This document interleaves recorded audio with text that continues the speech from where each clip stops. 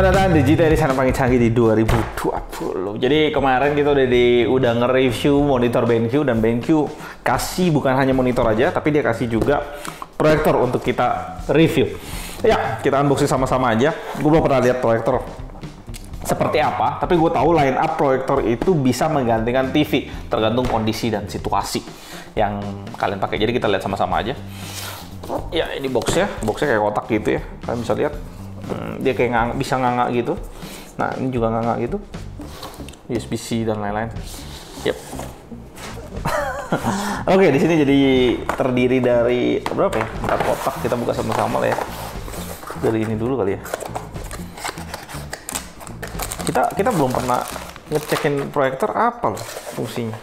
Fungsinya. Kita belum pernah unboxing proyektor loh sebelumnya. Ini ada busa pembungkusnya. Kalau kalian mau bawa mana-mana, cukup tebel. Ini buku-buku, buku-buku kita cek ya. Ada apa nih? Garansi Amerika, ini Korea, bahasa Korea, regulator ini apa nih? Proyektor, bahasa Mandarin. Siap. Singkirin. Kabelnya USB-C to USB-C. Yep. USB-C to HDMI. Nice. Clean, bersih menurut gua. Iya, remote untuk ngatur semuanya. Kita masuk ke box kedua. Ya, ini adapternya dia. Kecil sih, nggak berat, malah ringan banget. Ini bisa dilewatin ya. Oh, ini ada kepalanya, ada 2 kepala Indonesia, kepala 3, dan di sini banyak kepala lain nih, buat dipakai semuanya.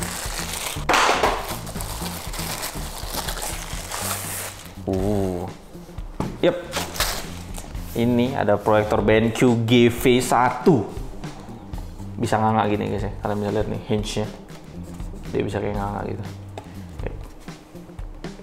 Nice. Dan di sini optiknya bagian depan. Dan kalau kalian pegang di sini, ini kualitasnya kita bisa tahu bahwa ini kualitas yang bukan yang abal-abal gitu ya. Ini kita pegang bagus, dan di sini banyak lubang-lubang kalau kalian lihat. Dan gue berasumsi mungkin ini, menurut gue ini tempat keluarnya panas dari alat ini. Dan di atasnya tuh ada kayak assistive touch gitu, dan di sini ada powernya. Dan sekarang gue mau setup sebentar, nanti kalian bisa lihat jadinya seperti apa.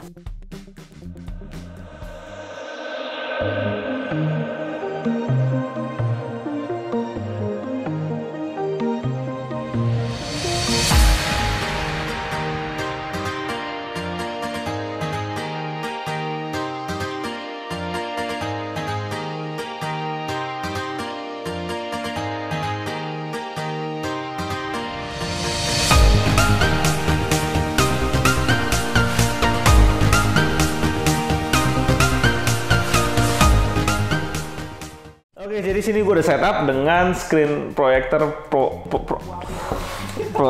Oke guys, jadi sekarang gue udah setup proyektor ini di screen proyektor portable ini yang gue beli sekitar 600 ribuan. Kalian bisa lihat ini jaraknya sekitar 130 cm. Dan menurut gue menarik ya, ketika kita punya proyektor itu kita bisa ngegunain saat kita mau pakai aja, dan space itu bisa dipangkas. Tapi semua tergantung lagi kembali proyektor yang kalian beli itu seberapa kualitasnya.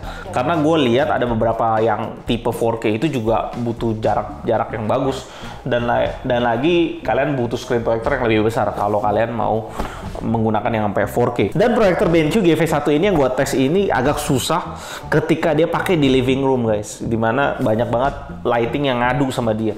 Jadi dia tuh cocok banget, kayak lampu bisa lu matiin semuanya, dan lu bisa dapetin hasil gambar yang sebagus ini dari warnanya. Tapi kalau sampai ruangan lu itu sedikit aja ngadu cahaya gitu, kayak ruangan studio gue ini, wah, warnanya langsung kayak perang gitu dan butek banget jadinya. Dan spesifikasi dari BenQ ini gue bacain. Main specification-nya brightness-nya di 200 ANSI lumens, contrast ratio-nya di 100.000 banding 1, speaker-nya di 5 watt chamber, satu aja, dan dia ada speaker di situ yang lumayan, menurut gue lumayan bagus. Light source life-nya 20.000 sampai 30.000 jam. Ini ada modenya. Kalau mode normal di 20.000, mode eco-nya di 30.000. Resolusi support dia dari 480p sampai Full HD resolution. Ya, jadi yang kalian lihat ini Full HD, dan menurut gue dari jarak pandang 2 meter pun ini masih enak untuk dilihat, sekitar seperti layar 40 inch lah kalau kita ngomong TV. 40 sampai 50 inch menurut gua. Jadi tadi gue tes juga ada fitur-fitur yang cukup menarik menurut gua. Di sini bisa connect ke semua, ke handphone lu bisa, Android maupun iOS itu pakai cache. Terus dari Windows juga bisa, tapi Windows yang gua tes cache-nya itu dari Chrome ya. Tapi gua ngerasa kalau pakai Windows tuh kayak delay gitu, aneh lah menurut gua. Pakai Android dan iPhone menurut gua salah satu yang paling bagus di sini. Dan dia juga support Bluetooth kalau lu mau masukin mouse sama keyboard lu ke dalamnya. Habis itu dia juga ada WiFi. Jadi lu bisa nontonin YouTube di built-in dia, jadi dia nggak ada Android, ada WiFi, ada Netflix, ada banyak. Jadi kalau lu lihat portnya yang dia kasih ke kita itu cuma USB-C dan port power. Jadi USB-C itu dia kasih converter, bisa langsung colok HDMI. Dan gue pengen ngetes sekarang pakai Nintendo Switch untuk cobain main game di proyektor ini.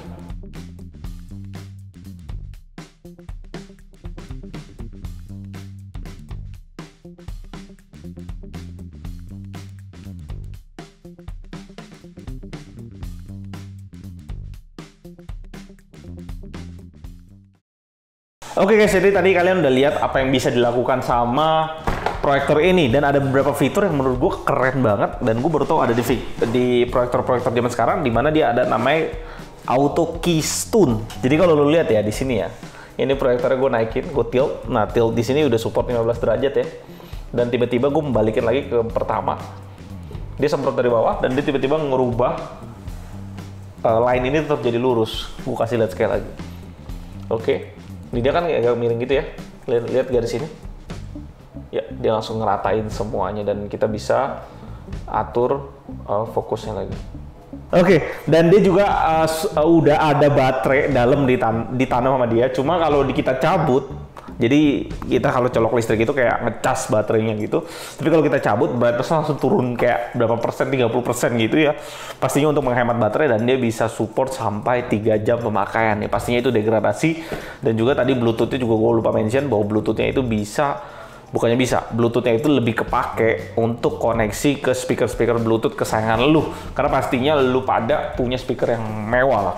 Menurut gue luar biasa sih. Apalagi kalau lu nggak pakainya proyektor, tapi tembok lu warna putih, yang dicat bagus, rapi, ya udah lu pakai tembok lu aja. Tapi ya tembok lu masih khusus buat taruh proyektor.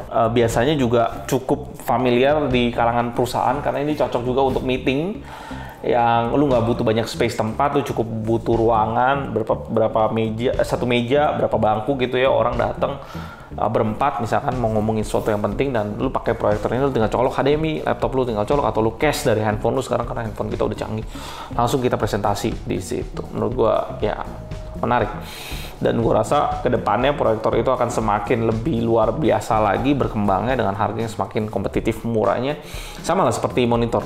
Ya itu juga berimbang ya, gue bilang ya, harga itu akan berimbang pada demand-nya ke depan, karena gue rasa demand-nya proyektor semakin hari semakin menarik, dan kita harus ikutin terus perkembangannya. Oke guys, jadi thank you banget yang nonton sampai akhir. Apakah menurut lu worth it? Bisa tulis di kolom komentar di bawah. Gue Eldon dari GTD, sampai jumpa di video berikutnya dan tetap cakep.